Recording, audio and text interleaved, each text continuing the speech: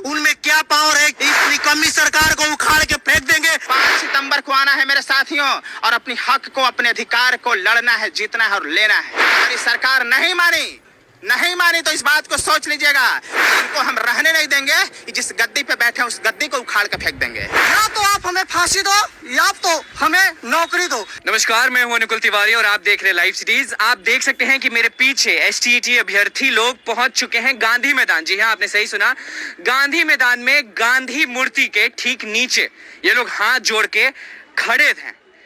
आज बापू के पास कैसे आ गए? अनुकूल जी, सबसे पहले तो आपको यहाँ आने के लिए धन्यवाद। आज हम लोग बापू के पास इसलिए आए हैं कि 1947 के पहले जब देश गुलाम था, 42 में भारत छोड़ो आंदोलन बापू ने चलाया था और देश को आज़ाद बापू ने दिलवाई थी। बापू ने, और संविधान बाबा साहब भीमराव अम्बेडकर ने लिखा था। बापू का भी देख रेख था।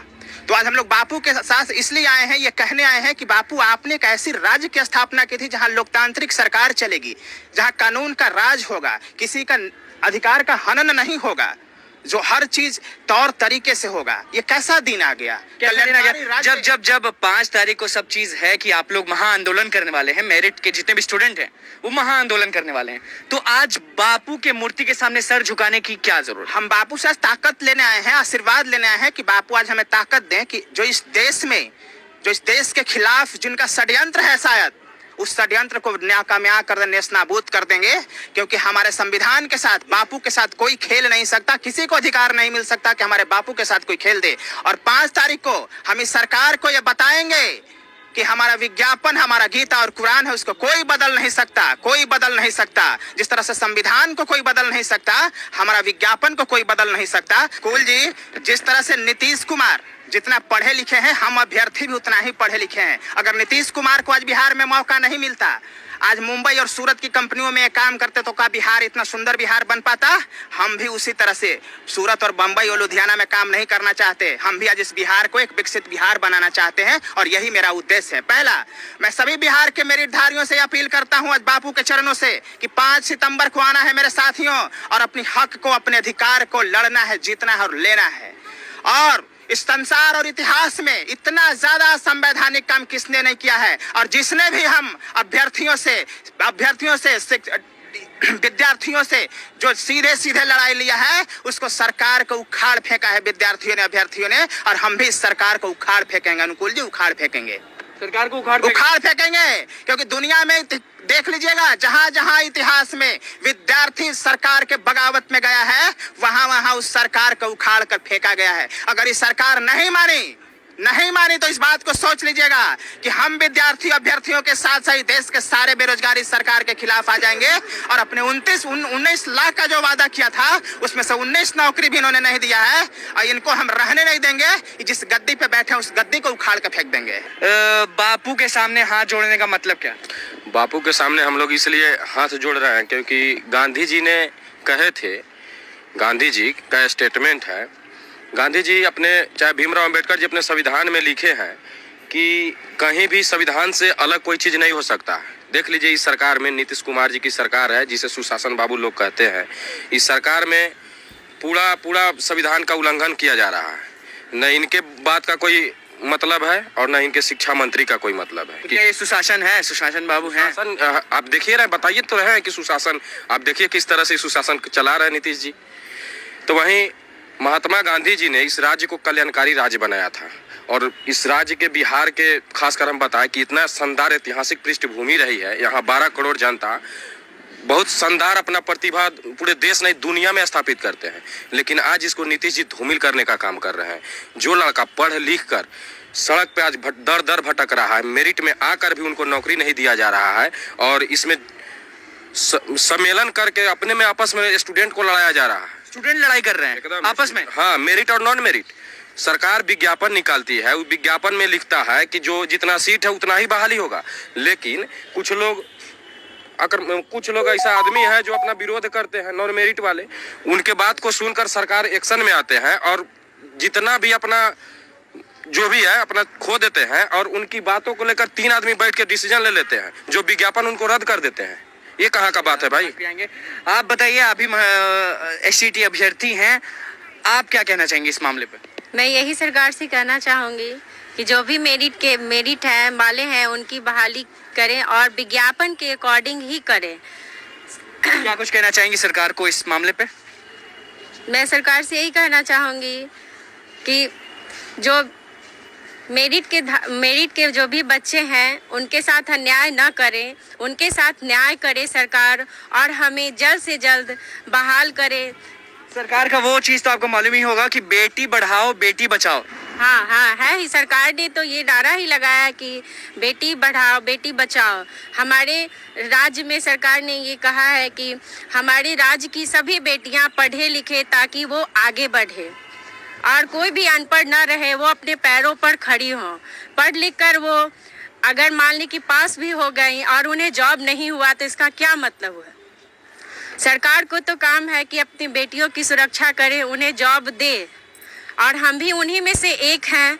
हम भी मेरिट में आए और मैं भी चाहती हूँ कि मेरी जॉब जल्द से जल्द हो जाए ताकि हम क्या लगता है कब तक जॉब लग जाएगी? क्योंकि ये लड़ाई जो है एसटीटी की वो खत्म ही नहीं हो रही है। हाँ बिल्कुल नहीं खत्म हो रही है। आंदोलन पर आंदोलन कर रहे हैं, कभी वो आंदोलन करे कभी वो आंदोलन करे। सरकार और शिक्षा मंत्री से मेरी यही निवेदन है कि वो इस मामले पे जल्द से जल्द अपनी राय दे और जो इस तरह से आंदोलन कर रहे हैं उनका अपना फैसला दे और मेरिट वालों के साथ अन्याय न करे। हम बापू से शक्ति ले लिए हैं। 5 सितंबर को ये सरकार के दिखा देना है कि कितना हम लोग में दम है।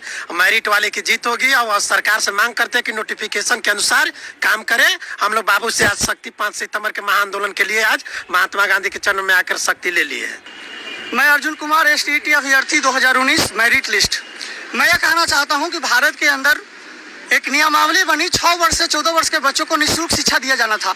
जब 6 वर्ष से 14 वर्ष के बच्चों को निःशुल्क शिक्षा दिया जाना है, अनिवार्य शिक्षा दिया जाना है, यह कानून 2009-10 में संसद से पारित हो गया कि राज्य सरकार निःशुल्क शिक्षा देगी, तो आखिर भारत की, आखिर बिहार की शिक्षा व्यवस्था इतनी महंगी क्यों है? इसका मूल कारण है कि निःशुल्क शिक्षा देने वाली सरकारी स्कूलें, सरकारी हाई स्कूलें में शिक्षा के स्तर को गिराने के लिए नियोजन की प्रक्रिया लगाई गई है। मेरिट पे एक बार एग्जाम लिया गया एसटीटी 2019 को, इसको भी हटा करके नियोजन में डाला दिया जा रहा है, जिससे कि नॉन मेरिट वाले स्टूडेंट चले जाए, वैसे स्टूडेंट चले जाए जिनका मेरिट नहीं है।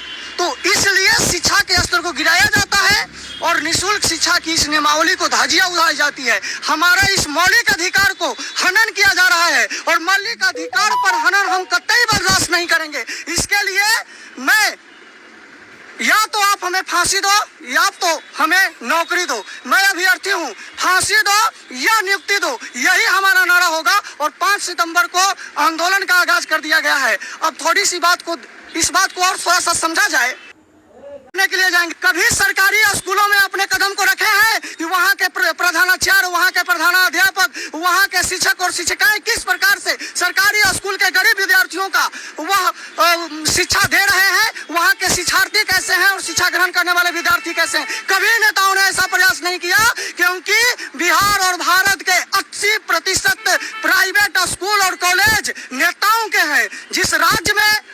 जिस राज्य के अंदर राज्यपाल, पूर्व राज्यपाल के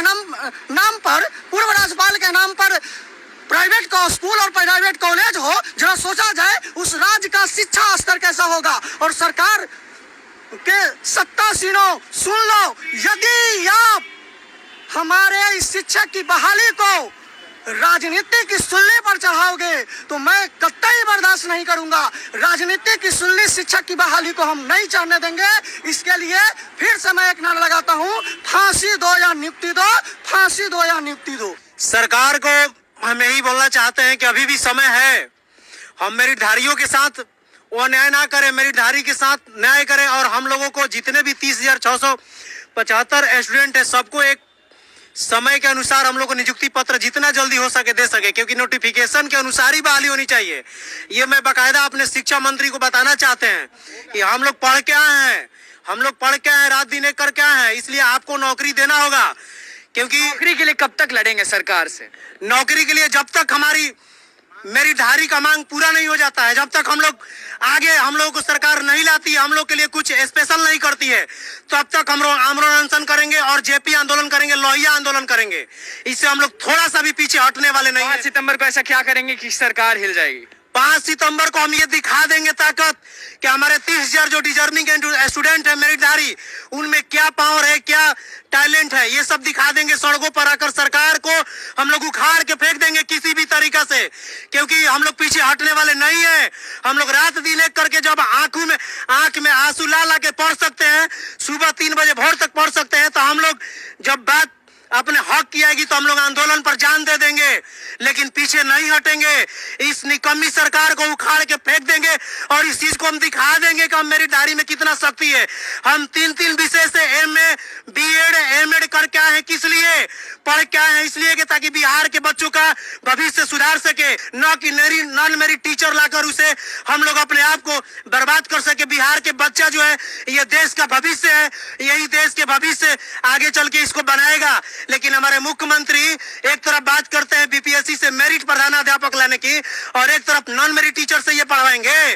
तो आपने देख ही लिया कि जितने भी मेरिट स्टूडेंट हैं उन्होंने ऐलान कर दिया कि 5 सितंबर को, जी हाँ आपने सही सुना, 5 सितंबर को सरकार को उखाड़ फेंकेंगे। आपने सुन ही लिया, क्योंकि इनकी हक की लड़ाई है जो इन्हें नहीं मिल रही है। गांधी मैदान में ये आए थे बापू से आशीर्वाद लेने, और उसी वक्त एसटीईटी अभ्यर्थी जो मेरिट स्टूडेंट है उन्होंने ऐलान कर दिया कि 5 सितंबर को, जी हाँ 5 सितंबर को टीचर्स डे के दिन, शिक्षक दिवस के दिन, सरकार को